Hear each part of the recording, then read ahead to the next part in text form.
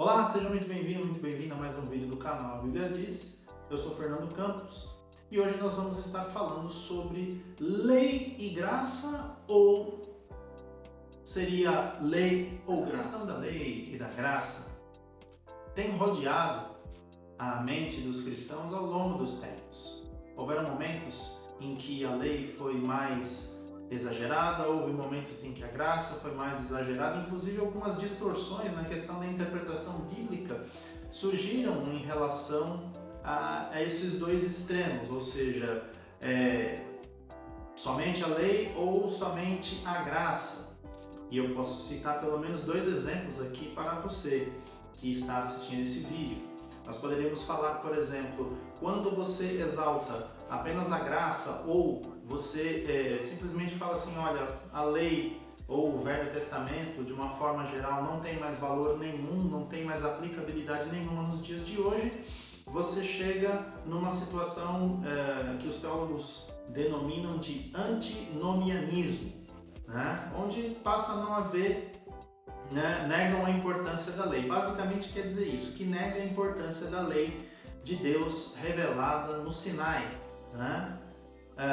Por outro lado, quando você vai para o extremo, ou seja, de que seria possível em alguma medida você obter ou alcançar a salvação através do estrito cumprimento da lei, você aí estaria incorrendo numa também, denominada aí pelos teólogos como legalismo, né? Vocês já devem ter ouvido talvez essa expressão em algum lugar.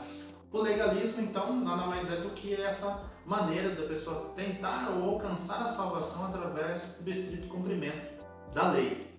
Isto posto, então, se você tem esses dois extremos, numa ponta você tem o antinomianismo, onde só enfatiza-se a graça, ignorando por completo a lei, e você tem o legalismo, onde ele ignora completamente a questão da salvação pela graça, né? Ou seja, através da graça de Deus para com os homens, a quem ele quer salvar. Então, qual seria o ponto certo? Qual seria o ponto de equilíbrio entre lei e graça? Vamos ver o que a Bíblia nos diz. Nós temos aqui alguns aspectos, né? Antes disso, preciso comentar com vocês a respeito dos aspectos que a lei, pelo menos três aspectos que a lei tem, que talvez não tenham sido, você não conheça, eu vou aqui explicá-los para você muito sucintamente.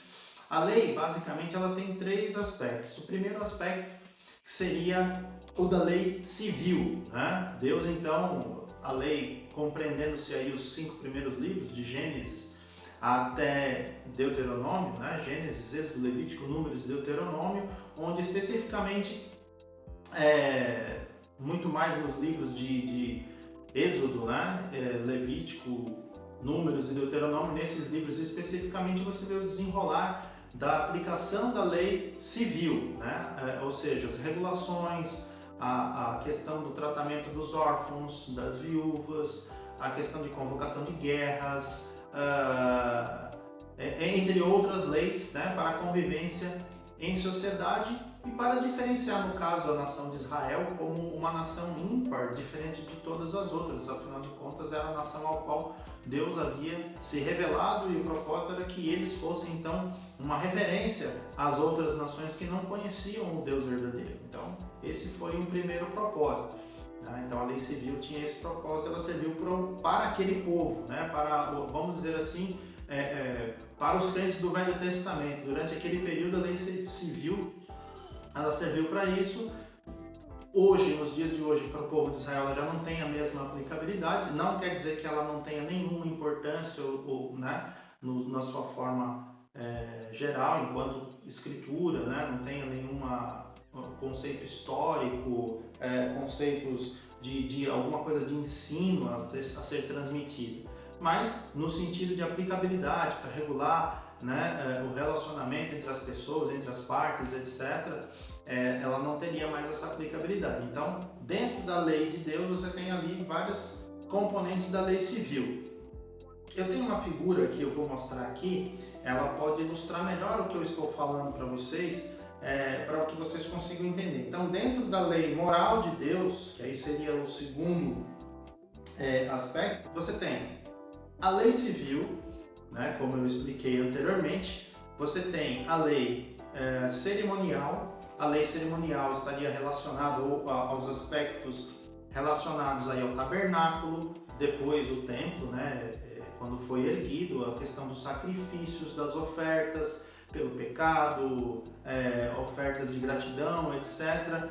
O ministério sacerdotal, todas essas figuras, todas essas questões relacionadas aos sacrifícios, elas foram cumpridas em Cristo.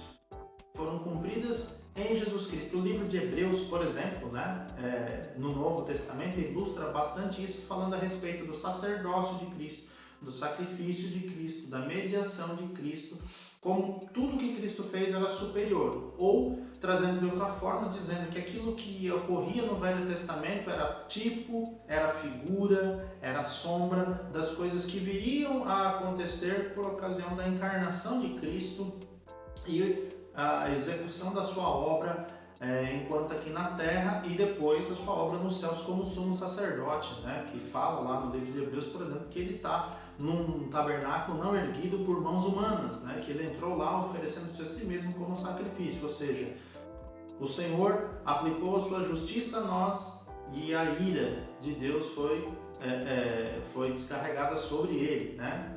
Então, essa questão da lei cerimonial, ela se cumpriu em Cristo. Então, essa parte da lei também não tem aplicabilidade para nós ou para a igreja no Novo Testamento. Essa questão dos rituais, dos sacrifícios, não teria o menor sentido, por exemplo, hoje a igreja celebrar as festas que eram celebradas no Antigo Testamento, por exemplo, a festa de Pentecostes. Mas, enfim, esses são alguns aspectos. E a terceira, né, que seria aquela que engloba as outras duas, na verdade, que seria a lei moral, né?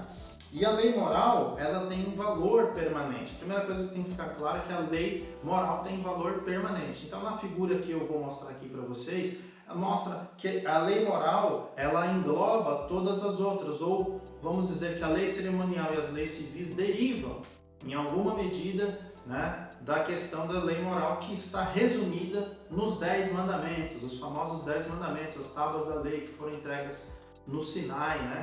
Depois foi feita uma segunda versão, porque aquelas foram quebradas, né, por ocasião do pecado de Israel, adorando o bezerro de ouro, etc. e tal.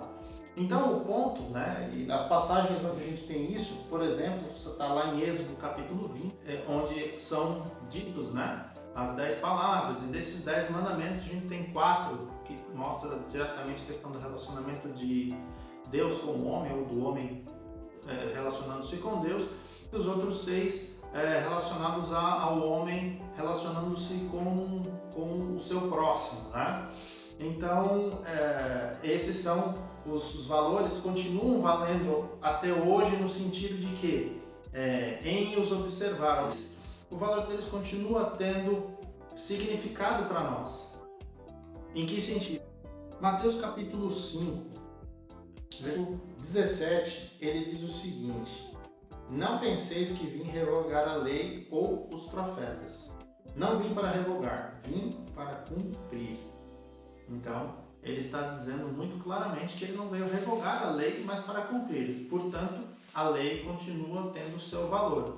Mas aí, cabe a nós então entendermos, mas que aspectos da lei continuam valendo? A lei cerimonial que foi cumprida, né, em Cristo, e a própria igreja, né, já no começo, ela não tinha mais a necessidade de fazer os sacrifícios, por exemplo, não se fazia isso, né? Então a gente percebe que o que foi feito dali para frente, ou de Cristo em diante, foi mediante a autorização, mediante a orientação do próprio Jesus, né? E a aprovação do próprio Senhor para a sua igreja, para o seu povo, né? Para aqueles que haveriam de ser seus embaixadores, aquele que haveria de ser o povo eleito, né? Aspecto interessante a ser notado.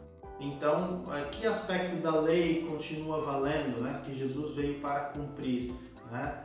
Por exemplo, a lei cerimonial, ele a cumpriu. A lei civil, enquanto lá ele obedeceu perfeitamente, né?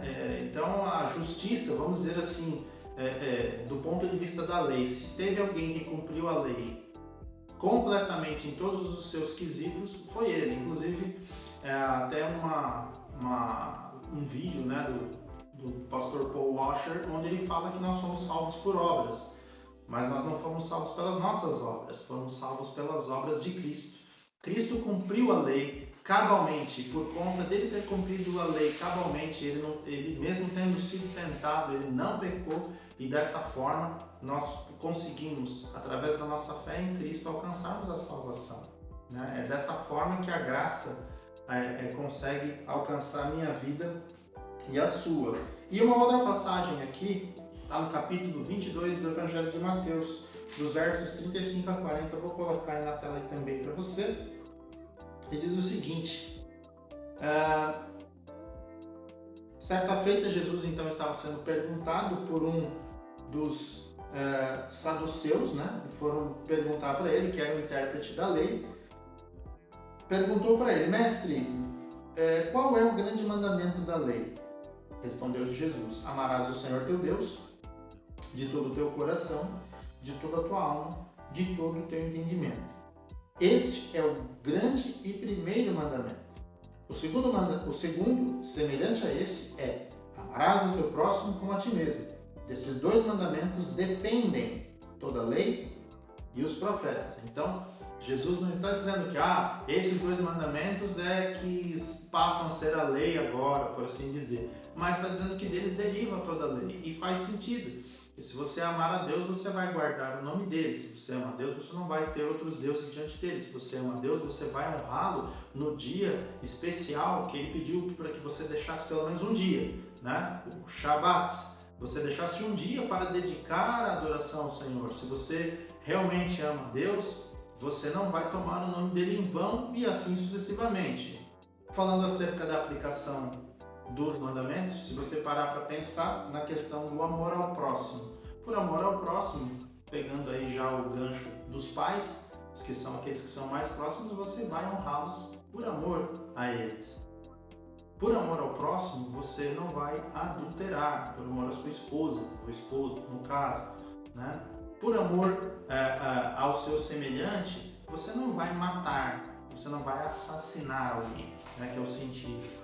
Né? Por amor ao seu próximo, você não vai levantar falso testemunho contra alguém, não vai caluniar, não vai injuriar, não vai fazer coisas semelhantes a estas, por amor ao seu próximo. Se você ama o seu próximo, por último, você não vai cobiçar a casa do seu próximo, o jumento do seu próximo, o boi do seu próximo, a mulher do seu próximo. Então, é a aplicação, né, da lei, pura e simplesmente. Por isso que Jesus resumiu com a sabedoria que lhe é peculiar o resumo da lei, que seriam desses dois mandamentos que estão contidos lá no Velho Testamento.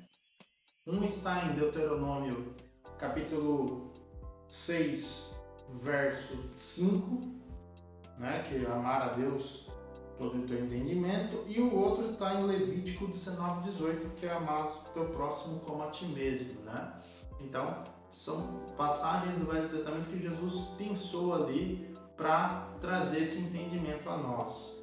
Então, com base nisso, nós entendemos que seria assim, lei e graça.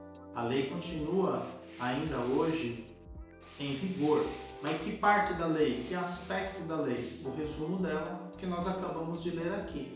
Basicamente, os 10 mandamentos ainda continuam em voga. Mas a gente cumpre os mandamentos achando que vai alcançar a salvação? Nunca, né? Nós cumprimos os mandamentos, ou na verdade somos confrontados pelos mandamentos, né?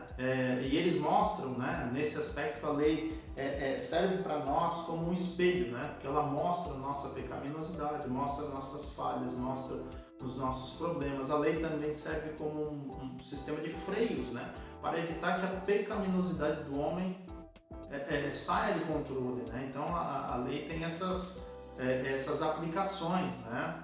Mas o propósito, né? A lei continua, o espírito da lei continua ainda em nossos dias, porém, obviamente, a graça de Deus nos alcançou através das obras de Cristo, que cumpriu a lei. Então seria assim, lei e graça, né? Uma complementa a outra e não uma suplanta a outra, né? Na verdade, uma complementa a outra. A lei revela o caráter santo do nosso Deus, né? Ao passo que a graça revela o amor, né, desse nosso Deus para conosco. Então nós podemos aí ficar tranquilos com relação a isso. Espero que você tenha aí sanado essa dúvida, espero ter de alguma forma contribuído para o seu crescimento espiritual. E aproveito, né, esse momento para pedir a você que não se esqueça, né, você que não é inscrito no canal, para que você se inscreva.